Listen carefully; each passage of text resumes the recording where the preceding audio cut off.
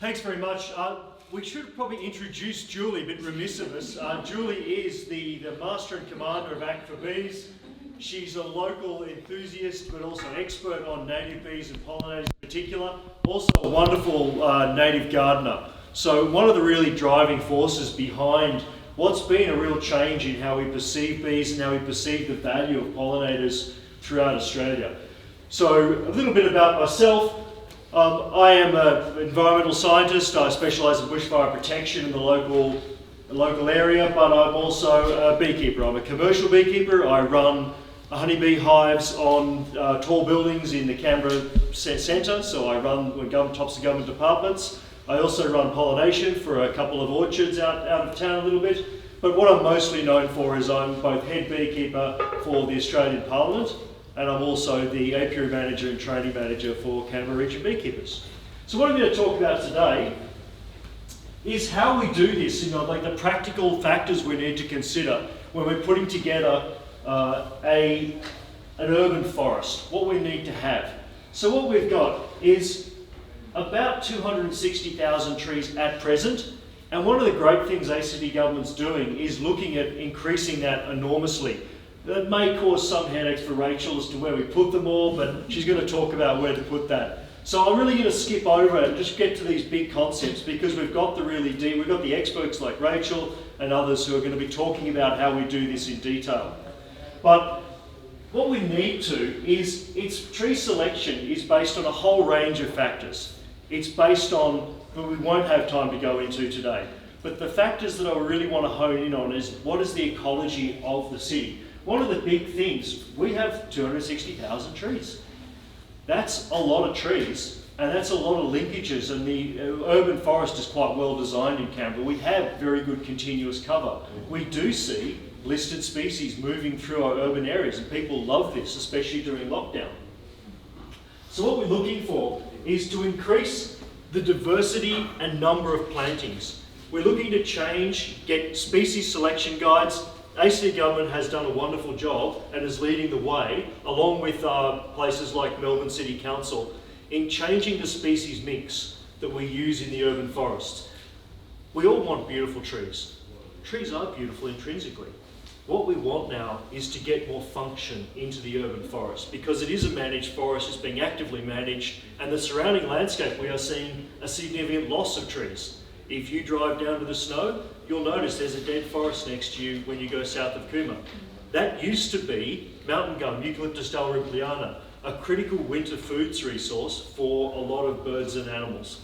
That's now gone. We don't know exactly why it's died. We think there's an imbalance due to climate change, but all of those trees died relatively suddenly. Here is now an important resource, an increasingly important resource for the animals that used to rely on that forest. So transitioning species is really important. Also, we're going to hear about transitioning species for a changing climate. Our climate is changing. We have locked in a certain degree of climate change due to our behaviour. Our environment is going to become a little bit more like Dubbo. That means that when you're planting an asset, and we're expecting Rachel to maintain an asset for 50 years, because that's the design life of a tree, it means that we are going to see that 50-year effect. So the infrastructure, the living green infrastructure we put in now has to exist in that environment. And that's one of the things that's being done really well, is we're looking at when we put new trees in, can it survive not just today, but for its entire design life in that changing climate. We also want a continual supply of nectar. It's not good enough just to have a big flush of nectar in spring and then a drought for the rest of the year. That's one of the biggest problems facing commercial beekeepers today, is a lot of orchardists have mass plantings of a single crop and then nothing underneath it. Almonds are a particularly big problem, especially in California. You get this huge desire to have this enormous pollination event and then nothing. And the urban forest is being redesigned to create more of a continual flow so that you don't have big flushes and jumps. We're going to see some of that in action later on. The other thing is there's a proposal to introduce a formula to put a financial incentive. When you remove a tree, you have to pay. That's a really great thing because money talks. We all know this. Putting a positive economic incentive in place means that people can still if they really, really have to move a tree, sometimes you do, then they'll do it. But it always makes them think. I work in an environment where we do a lot of offsetting, and it's really interesting to see, you give them the number and they go, oh, that's going to be $200,000 to remove that native grassland. Suddenly things that weren't just, oh sorry, it's just impossible, suddenly you see them go back to their designers and say, it's going to cost me $200,000. Are you sure you can't move that building and that road around? And magically, things start to move. So the offsetting is interesting to see back of house where I work, how that changes behaviour. And I think this will drive behavioural change. COVID also changed how we saw our cities and how we want to live. And while we don't want to be in COVID, and we're hopefully out of this soon, a lot of what we're doing now, what we're having a lot of conversations is, what do we want to keep? Because there were things in COVID that were actually really nice. Video conferencing sort of sucks when you have to do it, but sometimes it's actually kind of nice. It means, for instance, the Commissioner for the Environment couldn't be here today, but she was able to talk to us, which is fantastic. The other thing is, it's really highlighted how these green spaces are critical for maintaining health of our communities. Mental health, spiritual health, our ability to actually enjoy the city and live in the city when times get really tough. You see, where do you want to go? You want to go to a green space. That's where you chill out. Another thing is, green spaces have been shown to be particularly useful for property prices. There is a positive relationship between how many trees are in a city and the property prices. So there's a very good financial incentive. The other thing though is, like Julie said, it's the small spaces you look at. This is actually from my front garden. This is a bulbine lily, bulbine bulbosa. With Wally's encouragement, I actually cooked it and ate it because he said, you're missing out. If you're growing it because it's a nice flower, you should actually try it. It's pretty nice. Fantastic advice. This is absolutely one of my favourite garden crops now. It tastes like, has a texture of potato, but tastes like potato and leek soup. It's extraordinary and totally worth growing. The other nice thing is though, the cuteness factor is enormous. This is a reed bee, and they actually cluster and hug the flower in the evening, and then the flower closes around them to keep them safe at night. It's absolutely adorable, and obviously fantastic for Instagram. Beautiful yellow flowers and cuteness in your garden, that's what you want. So for the urban forest, we need a whole range of resources. This is one of my, it's beautiful but also devious. I think Julie talked about this. That's a neon cuckoo bee. It's a nest parasite for blue-banded bees, but the photos don't do it justice. It's actually called a neon cuckoo bee for a reason. It's absolutely stunning. But devious, a beautiful, sneaky bastard, basically. So the critical resources for bees and other pollinators, you're looking at around about 20,000 species of bees in the world. We have 1,600 that we are reasonably confident. We probably have around about 2,000, 150 plus in Canberra. At Parliament, we keep honeybees and also native stingless bees. The native stingless bees are a tropical species. We have to move them to a warmer environment for winter, so they go to New South Wales Government House. So the New South Wales Governor is a beekeeper as well. She looks after them for me during winter. It's kind of a nice thing. But what we need, and this is one of the most important things I learned when I was a forester, it's not about just the nectar and the honey. What you really need, and actually what native bees need more of than honeybees, is the pollen. So you've got the nectar is your carbohydrates. Hang on a minute. Didn't realise you could do that. Magic. Magic. Please go back. Easier. So your nectar is your carbohydrates. That's your carbs, that's your energy. The pollen is the proteins and vitamins. It's absolutely critical, and that mostly comes from the understory species, but some of it comes from trees. One little snippet, when we shift to more of a pollinator-focused urban forest, we actually get reduced allergies. I'm a botanist by trade, so when you have a wind-pollinated plant, its only option to get its pollen to another plant is to throw huge amounts of pollen up into the air, hope the wind catches it, and hope it gets to another plant.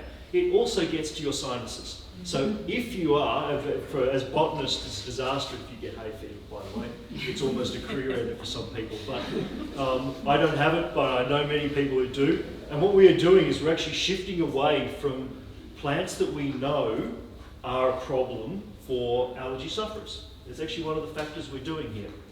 But what it means is that big change that happened when you saw the emergence of flowering plants with bees, which shaped our entire world, was instead of having to throw huge amounts of expensive and difficult to make pollen into the air, they could get a bee to deliver it directly to another plant for them. So that's why they make so much less pollen and it's much more efficient. You've also got resin, is nesting material and medicine for bees. It's what they make their nest out of. We can actually also use the resin. Indigenous people had a fantastic system of using the resin to control topical infections. When first settlers turned up, they would often see Indigenous people with major injuries, scars from major injury. They go, how are you still alive? Like for a European, infection would set in, game over. Indigenous people had these resin and the native sugar bag bee honey, which is antibiotic, were able to survive things. They were one of the first societies with widespread access to antibiotics. So that's what we need as resources in the urban environment. They need an abundant, year-round and uncontaminated supply. And what Julie said about the neonics before, that's the really important thing, that we get that contamination out. And it's great to see ACT government leading the way here, making sure we don't have systemic contamination entering our plants. So what does this look like in an urban forest? What are we seeing here? This is an analysis I did of the urban forest a few years ago. What you're seeing is the peak of the flowering, and this is looking at two different areas. Western Creek and Belconnen, roughly comparable in size. But the choices that have been made make a huge difference here. So what you're seeing is Western Creek, you'll see a peak flowering, number of flowering trees, about 2,000. It's not bad. Belconnen, a peak flowering event of 21,000. So literally 10 times more. It's a fantastic resource, and as a result, beekeepers really like Belconnen. And bees really like Belconnen. But the idea, what's happening now with these new planting schemes, is we're going to see Western Creek look a lot more like, in a profile, in a nectar profile and pollen profile, a lot more like Belconnen. And that has a huge impact on how we can actually live, particularly urban food production. This is the other thing the urban forest supports. Local food from gardens and small spaces is incredibly reliant on pollination. And what you have is different types of pollination. This is the most important thing to understand, why it's important to have a diversity of bees. Not all pollination is the same. You have your generalists, that's your honeybees, your reed bees, and a lot of the smaller bees as well. They can pollinate a wide variety of plants. Native bees are particularly good at small plants, at very small flowers. You'll see they'll be quite specific. Whereas honeybees are unusual in that they are very much a jack of all trades. They don't necessarily do it very well, but they do it across a wide range of plants, which is why we use them for agriculture, because you can take a honeybee to almost any crop and it'll get the job done to some degree. What we do need, though, is buzz pollinators. So who likes their home tomatoes? We must have a lot of gardeners here. Yep. Honeybees are completely irrelevant for producing tomatoes. The only way you can get pollination is to have something called buzz pollination, where the bee grabs hold of the flower, runs its wings in neutral at a certain pitch, it's normally C sharp, and the flower will only release the pollen when it knows there's a bee, so that it doesn't just throw it out when there's wind. It's a really cool system, but it means that you must have a buzz pollinator. In this environment, the buzz pollinator is the blue-banded bee.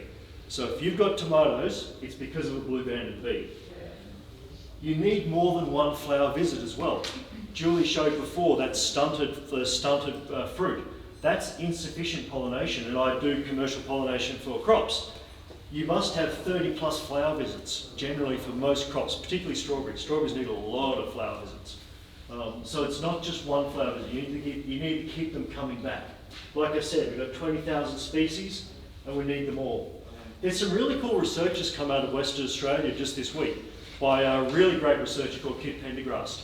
And she's looking at the interactions between honeybees and native bees and what do we need to do to maintain competition between them. She found that honeybees do compete with native bees. We already knew that. But it's interesting what she found is that the competition is quite specific. Honeybees compete with bees that are around that are going for the same resources. So the challenge for us is if we produce lots and lots of, like a surplus of resource in that range where honeybees and the larger native bees are working, then we actually won't have competition. We'll have an expansion of overall. Where honeybees don't compete with native bees is in the smaller ranges. So the smaller native bees actually are not really affected by honeybees. We've seen this at Parliament. The native stingless bees, which are quite small, were not at all pollinating any of the plants the honeybees were going to. They were going specifically to, in one case I found, the xanthorrhea, so the grass trees.